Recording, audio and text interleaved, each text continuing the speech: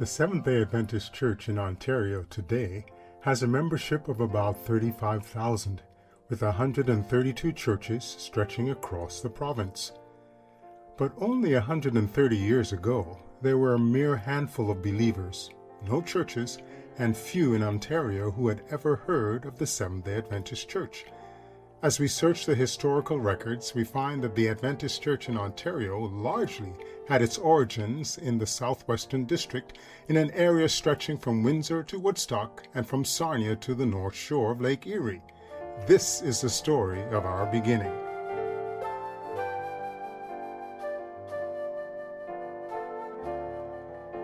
The earliest records of the work of the Adventist in Ontario appears to have begun in 1852, when Joseph Bates and Hiram Edson, who had been prominent leaders in the Millerite movement in the early 1840s, made a trip along the south shore of Lake Ontario, looking for Second Adventist, quote, end quote, a name given to those who years earlier had been adherents to the movement.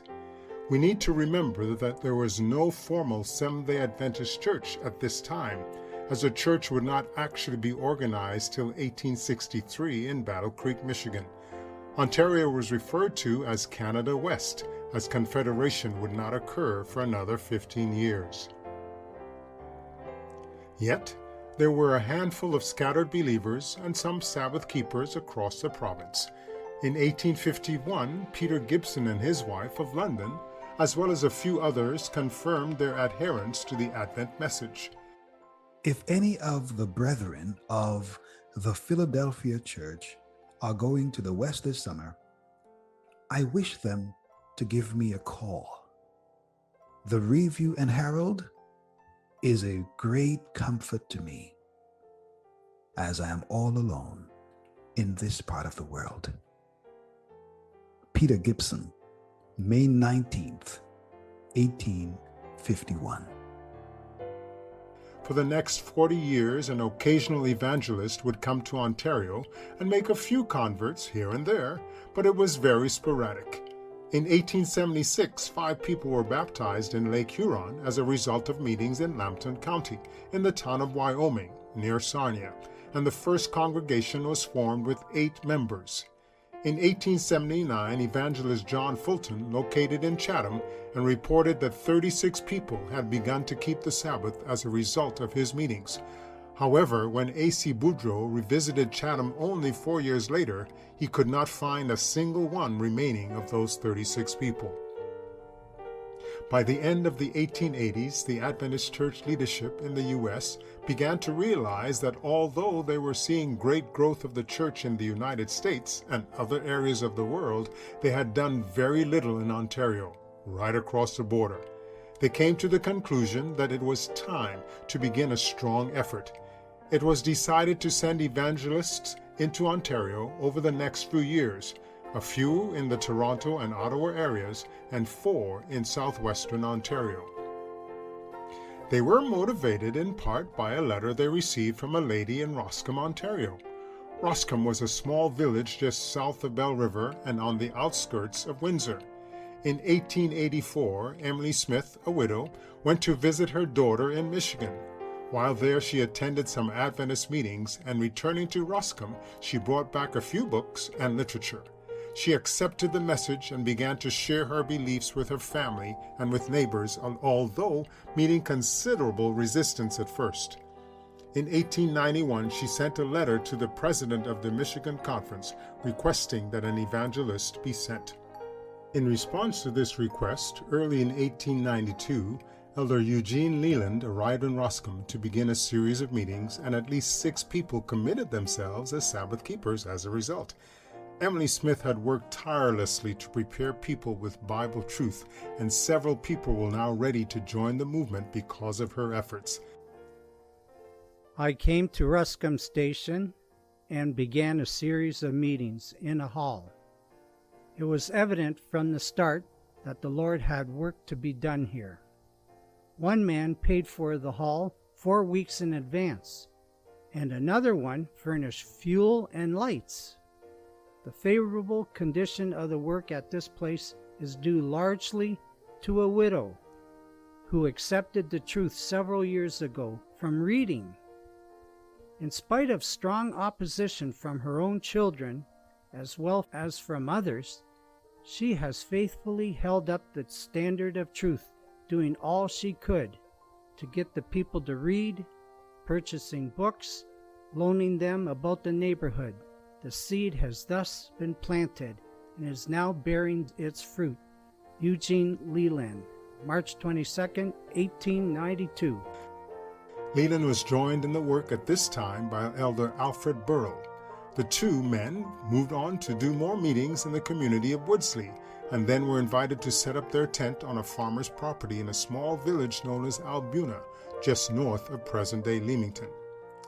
In those days, and especially in rural areas, a series of tent meetings was a big event, and it attracted people from across the region. In fact, Elder Burrell, in a report back to Review magazine in Michigan, stated that over a 3-month period, approximately 4,000 different persons had attended at least one meeting, an amazing number considering that the entire population of Essex County, including Windsor, was only 15,000. One of the early converts, a lady named Sarah Carter, owned a farm nearby and offered to donate a portion of her land for the construction of a church. Fundraising began immediately, and the church construction began on a small piece of land surrounded by a grove of chestnut trees along a country lane in Albuna. When the people attending the Michigan camp meeting in Lansing that summer heard of the project, they raised and donated $240 and sent it to Albuna. The church built was 24 feet wide by 38 feet deep and was built in only 7 weeks. A horse barn was also built, 22 foot wide and 90 feet long. The entire project cost less than $1,000, and they actually raised more than this and were able to send back a donation to the Michigan Conference. The Albuna Church was the first Seventh-day Adventist church built in all of Ontario. It was the first general meeting ever held in the province of Ontario for our people. For 15 years we have been trying to get a start in this province so that we could organize a church. Many times our brethren have said, could we get but one church, the work would go forward. But not until the present time has there been a sufficient number near enough together that would warrant the organization of a church. Alfred Bureau, June 18, 1893. The corner of this farmer's field is a place where the church once stood. Eugene Leland then left to work in another area of Kent County, and Elder Burrell was joined in the work at Albuna. The evangelist often traveled by bicycle down the country roads from one place to another, looking for new places to begin an effort. One can only imagine the difficulty of bicycling down dirt or clay roads during the periods of heavy rain. In the spring, Alfred Burrell and Peter Howe were traveling by bicycle along a country road looking for new opportunities to raise their tents. They moved into Kent County, and near the village of Selton, halfway between Chatham and Ridgetown, one of their bicycles broke down in front of a farmer's property. The farmer offered to fix the bicycle for them, and while they were conversing, they discovered that the farmer was the brother of one of the recent converts in Albuna. As a result of this, the farmer invited the two evangelists to set up their meeting tent near the road on part of his farm property. The meetings were very successful, and soon they were building another church and barn in Selton, the exact same dimensions as had been built in Albuna. Since my last report, the church building has been made ready for the masons. It is now more than 6 months since we put up our tent here.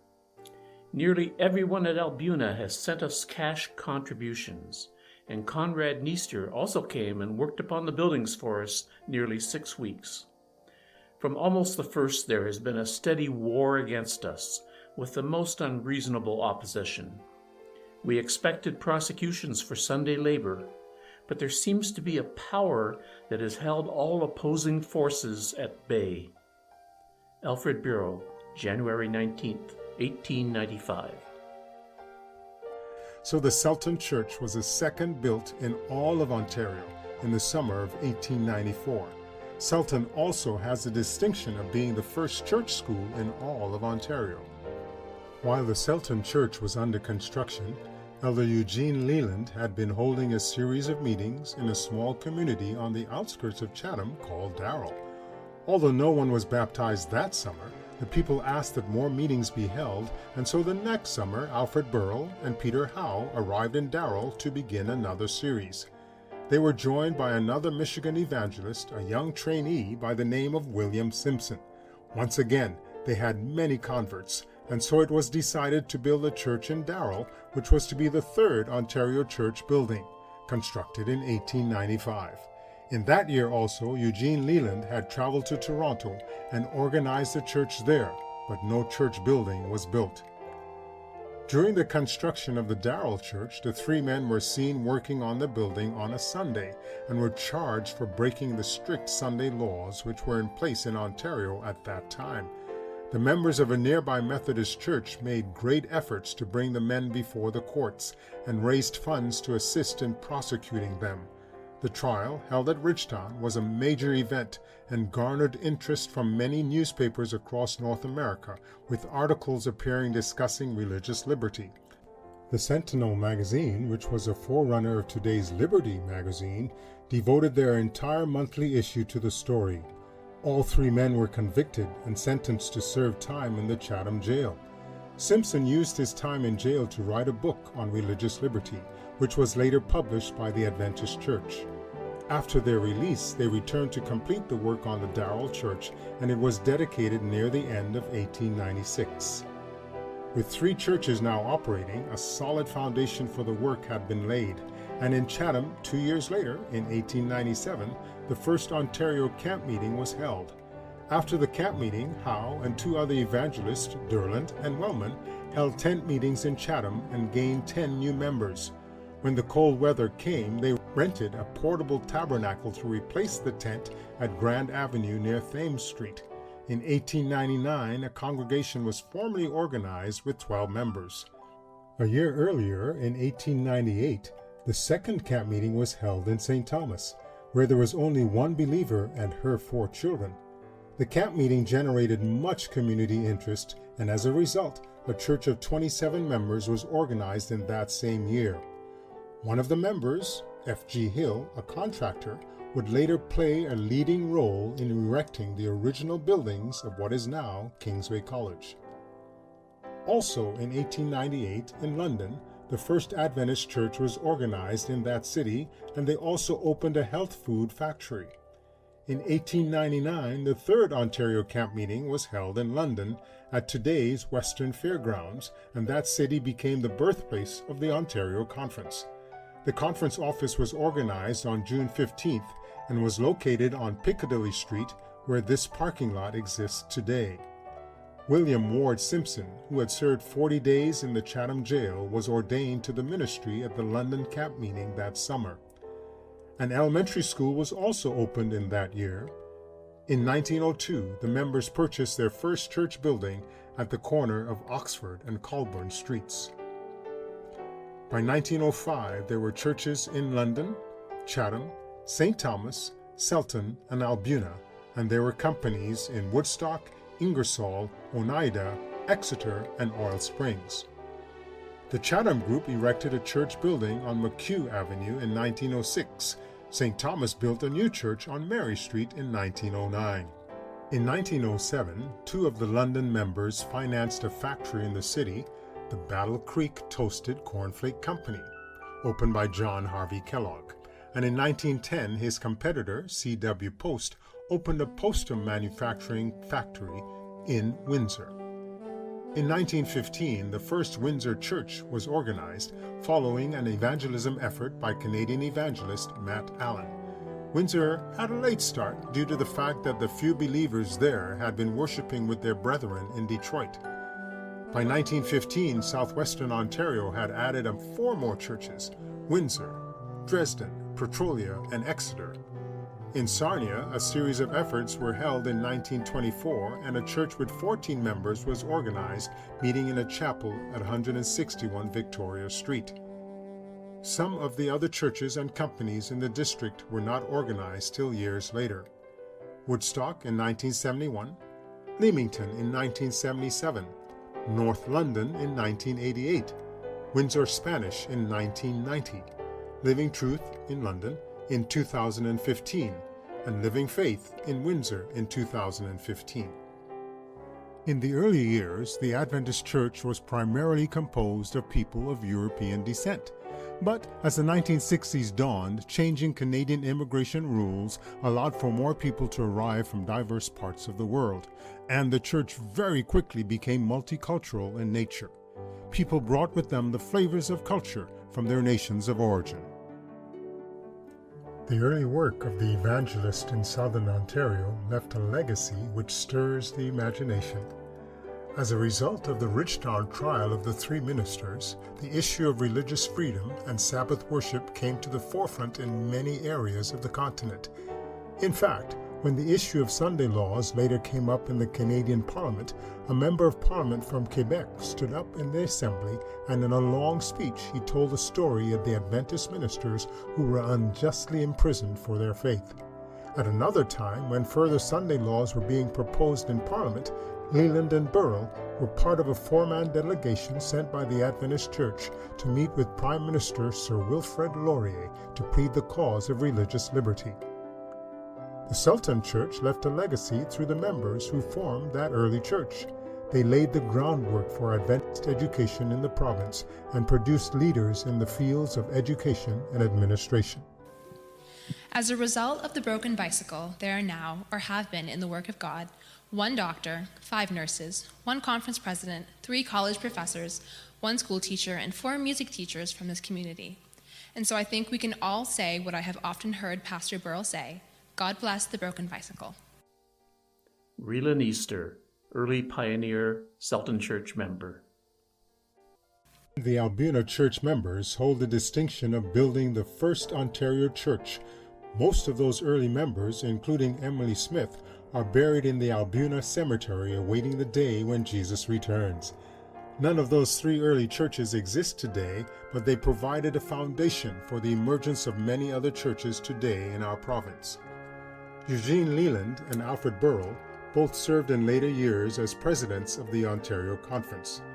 William Ward Simpson, after receiving most of his training in Ontario, later moved to California and became the premier evangelist for the Seventh-day Adventist Church in his day. His innovative use of illustrations and media served as the role model for future evangelism in the church. Southwestern Ontario churches have a rich history, and we today benefit from the labors and struggles of those early workers. They faced great opposition in trying to bring the Bible message to a country which itself was in its making, and we are indebted to those pioneers. May we be ready to continue the work and continue to be a part of this great story.